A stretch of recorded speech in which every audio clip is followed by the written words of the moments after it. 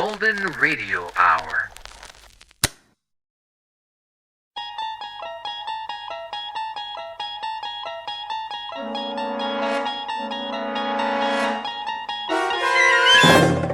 You're traveling through another dimension. A dimension not only of sight and sound, but of mind. A journey into a wondrous land whose boundaries are those of imagination. Your next stop, the Twilight Zone.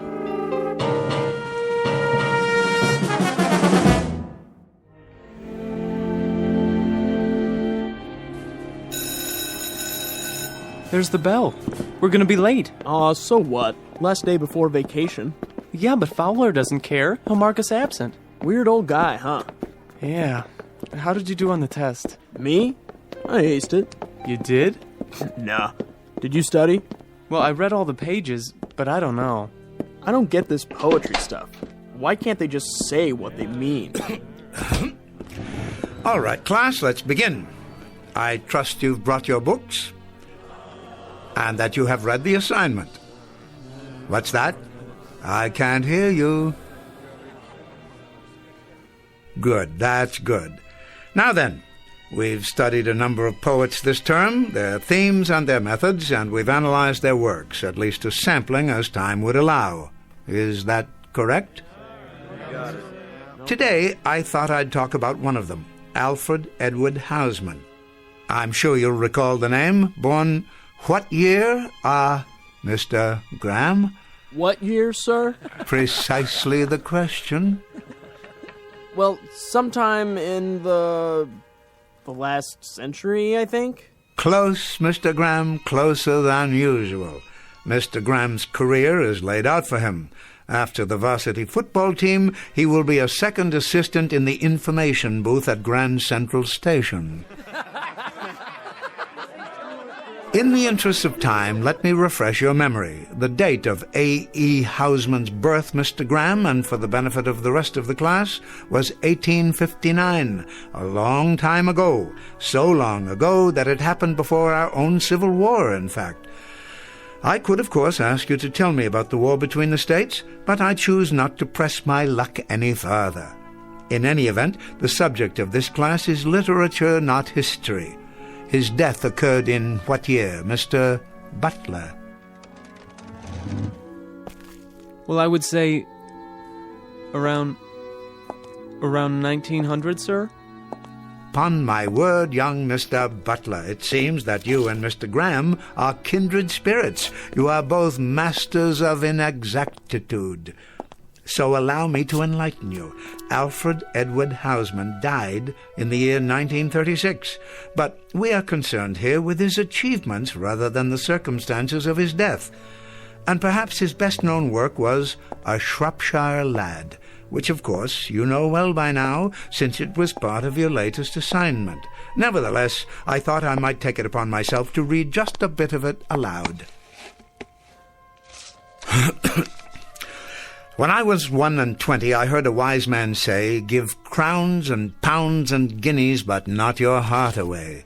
Give pearls away and rubies, but keep your fancy free." But I was 21, no use to talk to me. The heart out of the bosom was never given in vain. 'Tis paid with sighs of plenty and sold for endless rue. And I am 22, and oh, 'tis true, 'tis true. This being the last afternoon of the semester, and this also being just 3 days before the Christmas holidays, I thought it might behoove me to show at least a minute degree of compassion and let you out early. I might add here that while your final exam papers are not ready to be returned, you have all, amazingly enough, passed. My delight is surpassed only by my sense of shock. It is rare, young men, that in some 51 years of teaching I have ever encountered such a class of dunderheads. But nice dunderheads, and potentially fine young men who will no doubt make their marks. And leave their marks. God bless you all, and a Merry Christmas.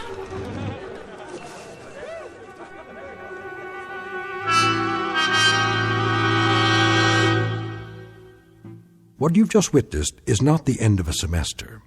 It happens to be the end of an era. Professor Ellis Fowler, a teacher of literature, a gentle, bookish guide to the young, is about to find a package under his Christmas tree, and not a pleasant one. He doesn't realize it yet, but after half a century of planting seeds of wisdom and then watching the fruits of his harvest, he will discover that he has come to the end of the field and is about to be discarded, and that the campus of the Rock Hill School for Boys lies on a direct path to another institution commonly referred to as the Twilight Zone.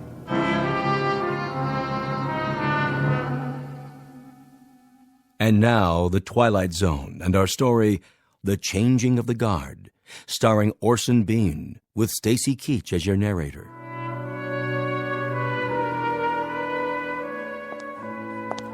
Merry Christmas, Professor. And the same to you. Thanks. Yes, of course. See you next year. Yes, indeed, yes. Is that you, Fowler? Oh, good afternoon, Headmaster. Good afternoon to you.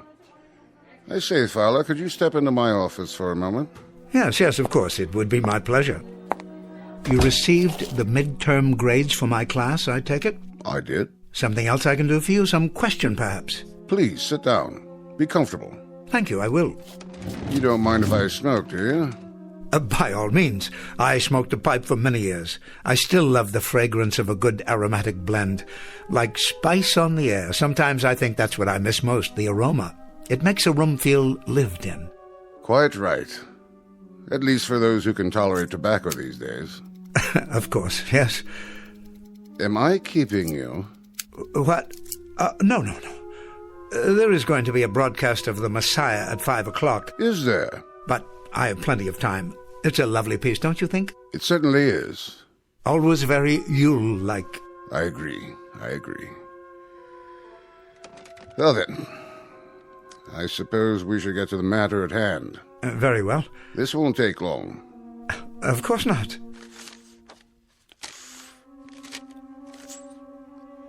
You're looking very well these days. Thank you, sir. I had a bit of a head cold, but it seems to have passed. Happens every winter. And you? What? Oh, the flu bug seems to have passed me by. Knock wood. Well, that's something to be thankful for, isn't it? You didn't respond to the letter. I didn't? The one that the trustees sent you last week. Letter? I'm terribly sorry, Headmaster. It suddenly occurs to me that I haven't opened my mail the last few weeks. No? You know how it is. Final exams, grading, preparation for the holiday, that sort of thing. Though I am rather certain I know the contents of this particular letter. And, your reactions, Professor? Well, naturally, I'll go along. Well, I think that's very perspicacious of you, Professor. Then I'll tell the trustees that you received the communication and agreed to it. Now, as to your replacement... I told my housekeeper not a week ago that I should very likely teach in this place until I'm 100 years old. And with great pleasure, I might add. Professor... Did you know, 2 years ago, I actually taught the grandson of one of my earliest students. Can you imagine the satisfaction that gave me? A sense of, I don't know, not completion exactly, but accomplishment, perhaps, in some small measure. I venture to say that I'll live to teach a great-grandson one of these days. Please, if you'll... It was the Reynolds boy. You know him, I'm sure. His father was Damon Reynolds, and his grandfather, a regular rascal of a boy who persisted in calling me Weirdbeard. Didn't know I knew that's what he was calling me. A regular rascal of a boy went into the stock market, made himself a fortune, came back for his 20th reunion, shook my hand and actually said to me, "Professor Fowler, please forgive me for calling you Weirdbeard." Isn't that remarkable? Professor Fowler, you'll forgive me, sir, but I think you'd best read the communication that the trustees sent. Oh, indeed I will, though it's really an odd formality, this contract signing year after year. You can tell them for me, Headmaster, old Fowler won't depart the ship. Oh, no, indeed. He'll stand at the wheel through fair weather and foul, and watch the crews come aboard and then depart, come aboard and depart, as they always have. Professor Fowler, please, hear me out. Yes, was there Something else?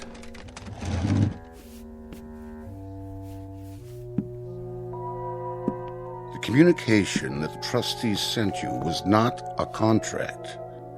Not this time. As a matter of fact, it was a notice of termination. What? You've been on the faculty here for over 50 years. 50 remarkable years, I might add. You passed the normal retirement age several years ago. So you see, we decided at our winter meeting that perhaps a somewhat younger man... You don't mean to say... If you could have been at the meeting, sir, you would have been very proud of the things said about you and your work. A teacher of incalculable value to all of us. But youth must be served. Changing of the guard, that sort of thing. I'm sure you can appreciate my position. Mr. Headmaster, am I to understand that my contract is not to be renewed? I'm discharged? Discharged? Please don't call it that. Retirement. And at half salary for the rest of your life. For the rest of my life? A chance to do the things you've waited for. Hobbies, writing, the opportunity to publish. Think of the books, the articles. Well, it most certainly proves one thing. Upon my word, it does. A man should read his mail. He most certainly should read his mail. Boys? Merry Christmas, Professor. What? Yes, thank you. Have a happy holiday, sir. Very kind of you, very, very kind indeed. And the very best to you boys, to both of you. See you after Christmas, sir. Mr. Halliday, Mr. McTavish, I wish you a safe journey and a happy reunion with your families, and I trust you will not eat too much turkey or too much stuffing. We'll try not to, sir. They're fine young men. Have a Merry Christmas, both of you. Have a... Excuse me, I must be going. What's the matter with old Weirdbeard? He was crying. Did you see that? No, not him. Yeah, he was. He was crying.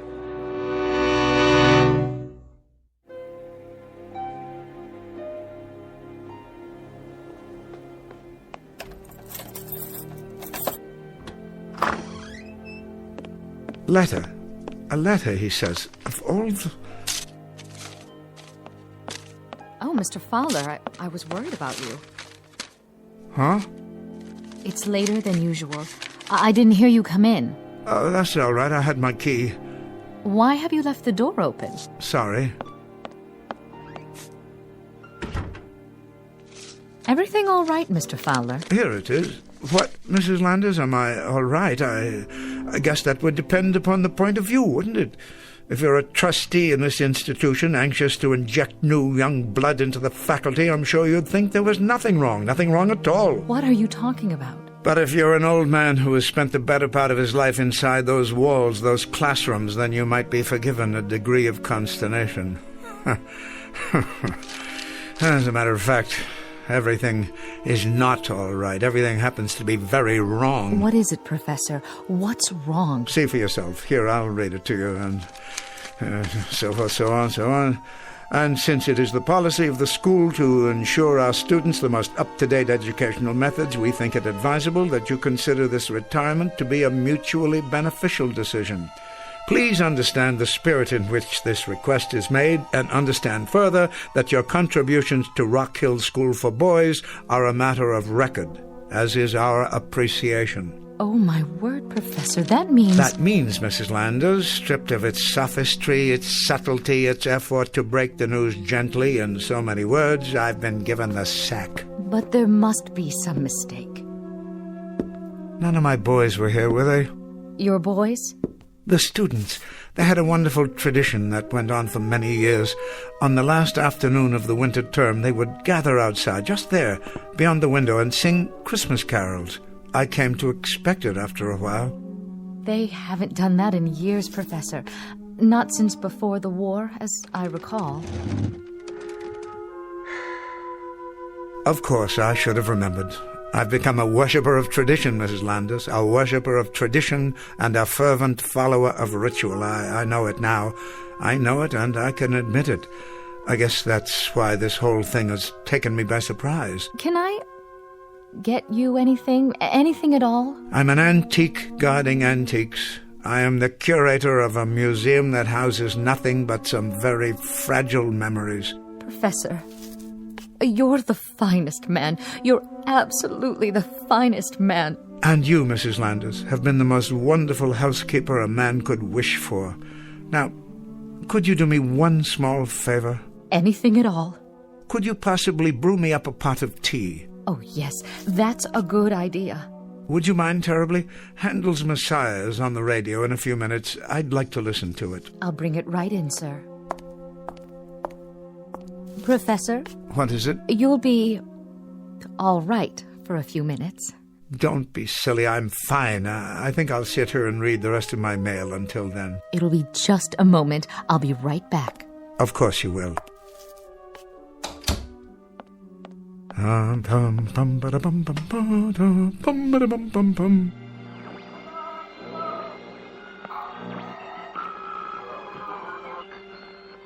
we're almost ready for our annual symphony broadcast of the air. Bringing you these performances, live and uninterrupted, has become a tradition here in the country. Good. Another minute. I'll have an opportunity to prepare.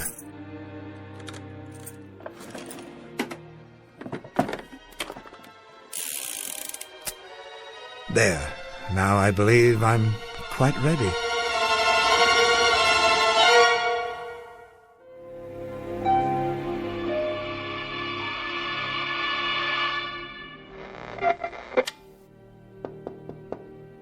Yes, Mrs. Landis? Come in. Oh, I thought you were asleep, Professor. Not at all. I was listening to the performance. Magnificent, as always. Would you care for some more tea? Thank you, no. Well, I'll have dinner ready in a half hour. Why don't you take a little nap? I know I'm being very difficult, but could we put off dinner this evening? I haven't much of an appetite. You've got to eat something, Professor. Perhaps later. I could keep it warm for you. Why don't you rest for a while? Oh, I don't know that I feel like resting. Not just yet. As you wish. Do you happen to know... Yes, Professor? Where I've kept the yearbooks? The yearbooks? From the school? They haven't been packed away in the attic, have they? Why, no, I don't believe so. Check the corner bookcase. Yes, here they are. Oh, good. Did you want to see one in particular? No, it doesn't matter. So many years summarized here, encapsulated, as it were, as if these books were in some sense time machines. This volume, for instance, look at their faces. Timothy Arnold. Never thought that one would pass. Had an incorrigible habit of chewing bubble gum and popping it. Sounded like a small howitzer in the back of the room. Upon my word, it did. Why don't you sit down? No. And William Hood, Little Bill Hood, smallest boy ever to play varsity football here. Believe it or not, he had a penchant for the poems of Shelley. Did he? And Artie Beechcroft. Now there was a lad. There was a staunch lad, full of heart, that one. What a face. Was he the one? Yes, I recall now. His father sent me a letter. I wonder if I still have it. He was killed in Iwo Jima. Freckle-faced little fellow, always grinning. Never stopped grinning, most infectious. He'd walk into a classroom and you simply had to smile. Let me put it back for you. They come and go like ghosts. Faces, names, smiles, the funny things they did, or sad things, or silly ones, or noble ones. And I gave them nothing. Oh, Mr. Fowler. But it's true, don't you see? I gave them nothing at all to protect them from the world. I realize that now. Poetry that left their minds as soon as they left the school. Aged slogans and homilies that were already out of date when I repeated them. Quotations so dear to me that were meaningless to them. Surely not. I was a failure, Mrs. Landis. I was an old relic that walked from class to class, speaking by rote to unhearing ears, unwilling heads. I was a dismal, abject failure. I motivated no one. I left no imprint. Now, where do you suppose I got the idea that I was accomplishing anything? How could I have thought that? Oh, Mr. Fowler. I will take that nap now, and I hope I haven't inconvenienced you putting off our dinner like this. You haven't. You haven't done anything of the kind. I'll straighten up for you. Don't bother. There's nothing on my desk of any importance. Dear, dear Mr. Fowler. Oh, of course I'll straighten up for you. The least I can do. It would be my pleasure. What's this? Bullets and an empty holster. Empty? Professor? Professor, are you in your room? Professor, are you out there? Where have you gone?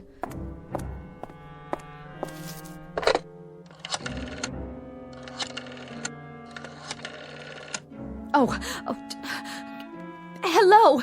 The headmaster, please. Quickly. It's about Professor Fowler.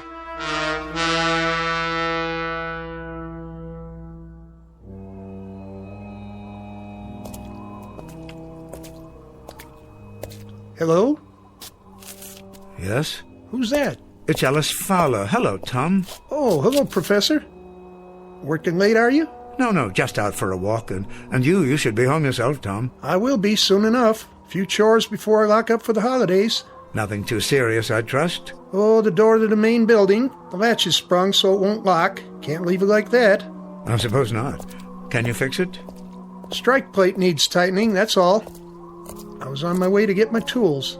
Well, you shouldn't have much to worry about here. The boys of Rock Hill are hardly vandals. No, but there's the matter of security. Files, records. The real treasures of this school are invisible to the eye.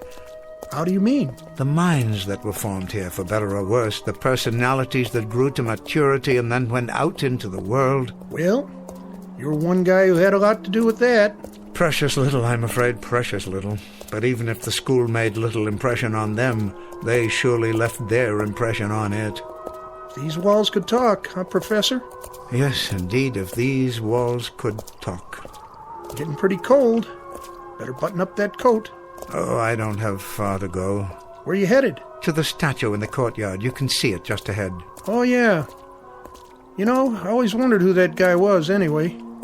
Somebody famous, I bet. It's a bronze of Horace Mann, the educator. The old fellow looks rather foreboding, doesn't he? But, you know, when I first began here as an instructor, I liked to take my lunches in this courtyard, in his shadow, so to speak, as if in some way I might be inspired by him. At least, that was my thought. Well, guess I better get those tools. Yes, of course. This is as far as I go. Take care of yourself, Professor. I will. And Tom? What? I just wanted to say... Yeah? To thank you for taking such good care of the grounds all these years, and for this conversation. I've enjoyed it. Me too, Professor. You take care now. Merry Christmas. Merry Christmas to you, too. Horace Mann, 1796, 1859. I was just wondering, Mr. Mann, I was wondering if you had any self-doubts. I'm sure not. All one had to do was read the inscription, "Be ashamed to die until you have won some victory for humanity." Well said. But, you see, Mr. Mann, I have won no victory at all. And now, sorry to say, I am ashamed to die. Class bells at this hour? Why would they ring now? There's no special assembly. There's nothing of the sort this evening.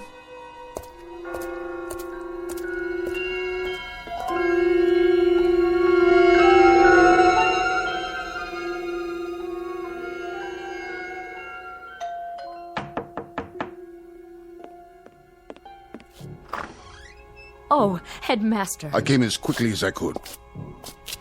Thank you. Not at all, Mrs. Landis. I didn't know who else to call. Have you found Professor Fowler? Not a word. I'll contact the local authorities. If they see him... He couldn't have gone far. I'm afraid I must bear some responsibility for this. Oh, the professor doesn't blame you. Of course, he wouldn't. It's not in his nature. But perhaps if I had handled it differently... He should have been included in the board's deliberations. I want you to know that it was a most difficult decision. Most difficult. Well, the only thing that matters now is to find him. They say there'll be more snow tonight. Can you think of where he might have gone? Into town, perhaps, to visit a friend? He doesn't go anywhere except the school. It's been his life. Then I'll alert campus security. Though it's unlikely he's there. Everything will be closed now for the holidays. There's something I haven't told you. Yes? He has a gun with him. What? An old army souvenir. It belonged to his father. It's gone from his desk drawer. And so are the bullets.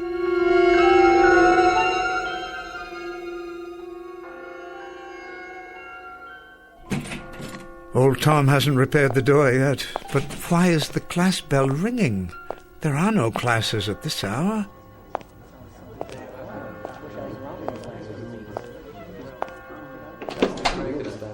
What is the meaning of this? Come in, Professor.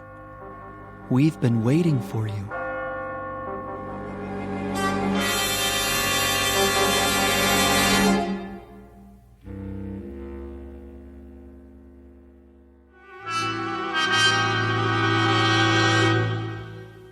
What are you boys doing in my classroom? We're here to see you, sir. I don't quite understand. Forgive me, boys, but I'm not at all sure. What I mean is, I don't recollect how... Artie Beechcroft, sir. Second form, class of 41. How have you been, Professor? How's that? How's that again? You say you're Artie Beechcroft? Yes, sir. Of course you are. I'd recognize you anywhere. And I'd recognize you, sir. You've hardly changed. Why, Artie, I'm delighted to see you. I'm truly delighted to see you. I've thought of you many times over the years, and I've missed your presence. And I've missed you, too. But what are you doing here? Forgive me, but you shouldn't be here at all. If memory serves, weren't you... That's right, Professor. I was killed in the Battle of Iwo Jima. One of this nation's proudest hours. I wanted to show this to you. What do you have there? It's the Congressional Medal of Honor. Splendid. It was given to me posthumously, sir. My father was very proud. Oh, my, and a very prideful thing it is, Mr. Beechcroft, a very prideful thing, and I am indeed proud of you, too. Thank you, sir. That means a great deal to me, more than you know. You were always a fine young man, but I don't understand. How can you be... Professor? What's that? It's Bartlett. Third form. I died in Roanoke, Virginia. I was doing research on X-ray treatment for cancer. You were? I was exposed to an overdose of radioactivity and contracted leukemia myself. Such a sacrifice, Bartlett, a terrible price to pay. But think of how many people have benefited from your efforts, your courage. Perhaps a few, sir. I hope so. I remember, Bartlett. I do remember. I read about it. That was a brave thing you did. An incredibly brave thing. I kept remembering, Professor. Something you'd said to me. A quote from a poet named Walter. Yes, Howard Arnold Walter, wasn't it? He said, I would be true, for there are those who trust me. I would be pure, for there are those who care. I would be strong, for there is much to suffer. I would be brave, for there is much to dare. I never forgot that, Professor. It was something you left me. I never forgot. How very decent of you, Bartlett, to say that. That's why I brought the medal to show you, Professor Fowler. Yes, Mr. Beechcroft? Because it's partly yours. Not at all. It is. You taught me about real courage. You taught me what it meant. Why, how incredible. Professor? Why, it's Weiss, isn't it? Dickie Weiss. You were the first one, Dick, to... The first one to die in World War II, Professor. I was an ensign at Pearl Harbor, on the Arizona. Yes, you were. I remember you, Dick. It was in all the papers and on the radio. You saved a dozen men. I did my best, sir. You certainly did. Got them out of a boiler room after they were trapped and lost your own life doing it. You were at my elbow that day, Professor. What? You may not have known it, but you were. But why? It was a poem you taught me by John Donne.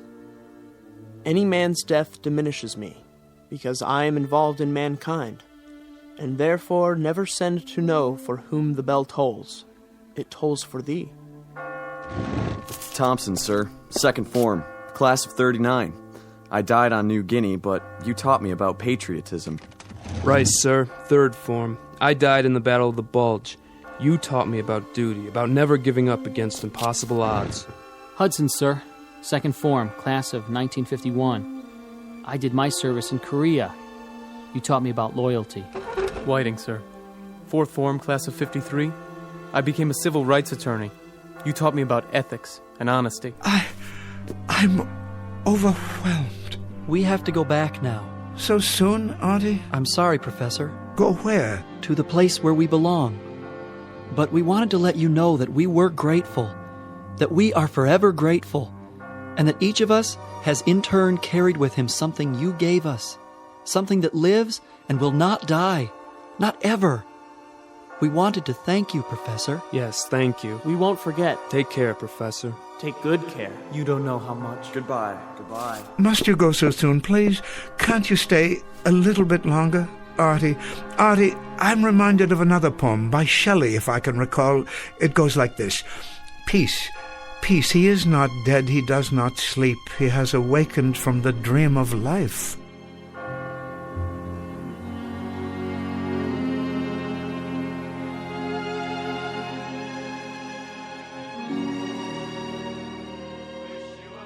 Yes, Headmaster, he's home now. I wanted to call and let you know. Yes, he's all right. Yes, he's just fine. Thank you. Sorry about the misunderstanding. Merry Christmas to you, too. Do you hear that, Mrs. Landers? The carolers came this year after all. And a lovely sound it is. Lovely and joyous. Thank you, boys. I enjoyed your performance very much indeed. Merry Christmas, Professor. A Merry Christmas to you. And a Merry Christmas to you, young man. A very Merry Christmas. And may I add how grateful I am to all of you. I've always felt that Christmas caroling is a wonderfully special tradition. Merry Christmas, boys, and may God bless you. Such fine young men. That they are. They haven't come in such a long time. You know, Mrs. Landers, I've had a chance to consider. I think I will retire. I do believe I've taught all that I can teach. Oh, I'm sure that's not true. In any event, I wouldn't want the returns to diminish. Well then, if that's your decision, I think you've made the right one. I'm sure you have. So am I, Mrs. Landers. So am I. I hope so. Because, you see, I do believe that I may have left my mark, such as it was. A few gauntlets of knowledge I've thrown out that may have been picked up here and there after all. Be ashamed to die until you have won some victory for humanity. I didn't win them myself, but perhaps I helped others to win them. So in that way, even in some small measure, they are victories that I can share. I'm sure that's so. I've had a good life, Mrs. Landers. A very rich life. A very fruitful life. And as for this particular changing of the guard, I wouldn't have it any other way.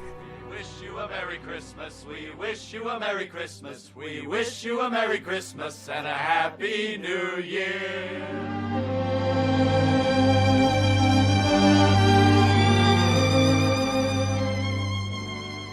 Professor Ellis Fowler, teacher, who discovered rather belatedly something of his own value, that the quality of a man's life is not measured by his personal achievements, but rather in the effect he has on the lives he touches and the contribution he makes to humanity, one that lives on long after he reaches the end of his tenure. A very small scholastic lesson, but an exceedingly important one, from the campus of the Twilight Zone.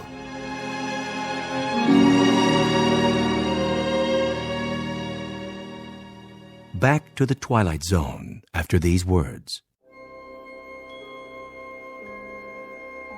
Hi, this is Carl Amari, producer of the Twilight Zone radio dramas. I'd like to take a moment to tell you about our official website at twilightzoneradio.com, where you'll get the latest news and information on these Twilight Zone radio dramas. Plus, at twilightzoneradio.com, you can digitally download 3 free episodes or any of our episodes for only $1.95 each. In this age of ever-changing technology, we've decided to make these episodes instantly available to you by making the Twilight Zone radio dramas a digital download-only series. This means that this series will no longer be offered on CD. The CD collections at our website are now being offered while supplies last at buy one, get one free. So be sure to get your favorites before they're sold out. Be sure to visit us often, and I'll see you in the zone.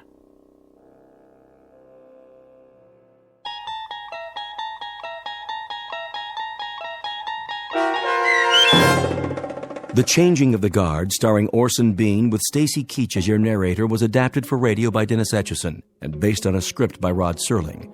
Heard in the cast were Rich Komanek, Alyssa Fraden, Brooke Reed, Kyle Tequila, Chad Reinhardt, Joe Sherman, Justin Chiloa, Doug James, and Carl Amari. To learn more about the Twilight Zone radio dramas and to obtain audio cassettes and CDs of these programs, visit our website at twilightzoneradio.com. The producers of The Twilight Zone wish to thank CBS Enterprises, Carol Serling, Dennis Etchison, Dick Brescia Associates, Claire Simon Casting, Don Longo, Terry Jennings, the American Forces Radio and Television Service, our sponsors, and our radio affiliates for helping make this series possible. This copyrighted radio series is produced and directed by Carl Amari and Roger Wolski for Falcon Picture Group. Doug James speaking.